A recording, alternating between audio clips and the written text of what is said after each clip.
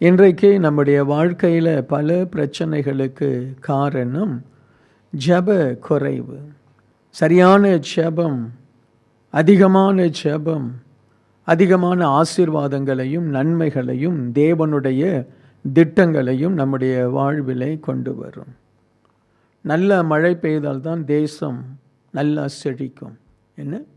So நல்ல மழை பெய்யாத தேசம் செழிக்காது, வறட்சி இருக்கும். தண்ணீர் இல்லைன்னா எல்லாமே கஷ்டம்தான், எல்லாமே கஷ்டம்தான். ஸோ ஆகவே ஒரு தேசத்தின் ஆசீர்வாதத்திற்கு மழை அவசியம். நாம் ஜெபம் பண்ணும் பொழுது தான் ஆண்டவர் அந்த தேசத்தின் மேல் மழையை கட்டளையிடுகிறார். தேசத்தின் மேல் மழை எவ்வளவு முக்கியமோ அதை போல நம்ம ஒவ்வொருத்தருடைய வாழ்க்கையிலும் தேவனுடைய ஆசீர்வாத மழை மிக முக்கியம். ஸோ நாம் எந்த அளவு ஜெபிக்கிறோம், எந்த அளவு நாம் உண்மையோடு உத்தமத்தோடு நடக்கிறோம், அதை வைத்து தான் நம்முடைய வாழ்க்கை செழிக்கிறது, ஆசீர்வதிக்கப்படுகிறது.